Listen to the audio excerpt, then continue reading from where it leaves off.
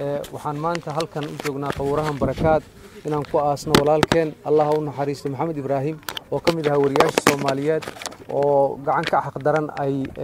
miina ugu xirtay gaarigiisii shalay maqribkii علينا إلهي نحرستي جنها كورابيو قويسكي يهلدي وكتجينا سمري إيمان إله كسيو وحلنا هاي سبب تلودي لوحكة معها وشقدا مهم كأمد وهي وحوهانين اللي يراه وحبرتين تانية كأقانو وما ركت جامعة مقدسة كبحي مستر كوسو سمي مقالة كمبالة دلك يوغندا وأهانين أدو في فرعون marka waxaad u malaysaa kuwa maaragtay wariyaasha Soomaaliyeed ee firfircoon ee hal doorka in la bartilmaameedsanayo waxa loo dilayna ay tahay shaqada wanaagsan ee ummadda Soomaaliyeed ay u hayaan waa baareynayna waxaan leenahay kuwii dilay maaragtay Ilaahay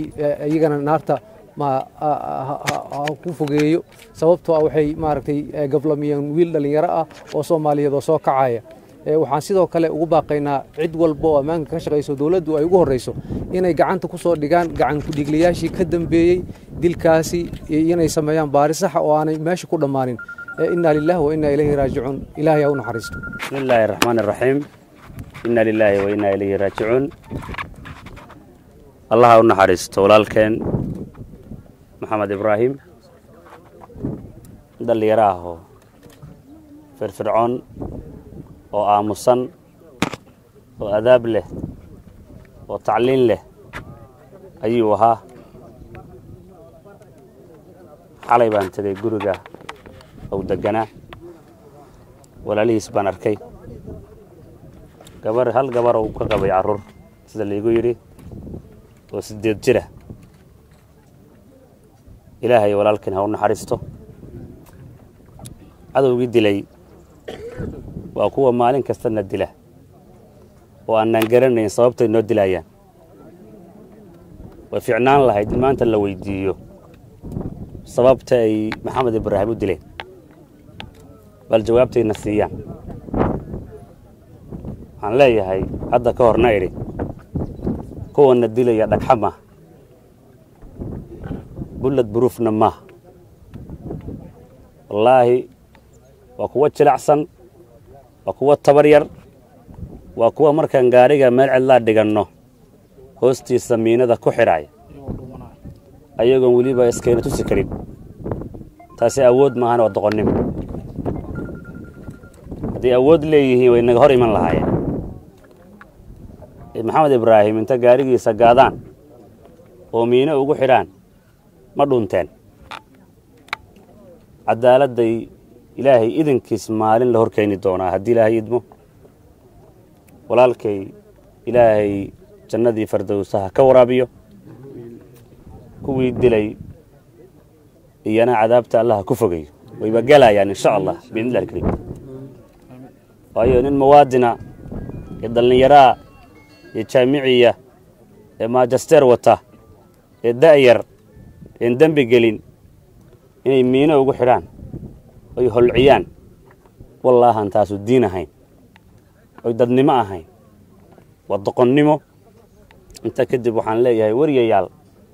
maalin kasta waa idin dilaya dadka idin dilaahuna adinka idin la mid yihiin ka qayb qaata sidii loo cirib tiri lahaa soo sheega oo waxa weeye gacmihiina ku dila cali dheere iyo inta xun ee idinku xiraysa miinada war gacmihiina ku dila xanuunka dareensiya ay maanta Maxamed Ibraahim dareensiya ilmahooda soo diri maayaan ayagu isqarxin maayaan ummadii bay miina ugu xirayaan gawaarida ka gobol Banaadir ahaan ana ku hadlayo magacayga iyo magaca gudoomiyaha gobolka Banaadir waxaan aad uga tacsiyeenaynaa walaalkeen geeridii xanuunka badneed ee ku timid walaalihiis oo gabdho iyo wiilala waan ka tacsiyeenaa saaxiibkiis bidaar oo nimay aad isku jecel yihiin ahaayeen oo xalal la igu yiri carruurtii bidaar baa saareed gaariga markuu qarxay iyana wax may gaarin ilaahay badal khayr qaba hana siiyo aanu midowna shabaab markan waa dabar go'aya u baaba'aya wariyayaal kaalintiina qaata meesha aad message qaldan soo qori lahaydeen hadda inta shabaab soo qora hal la dila shabaab soo qora habaara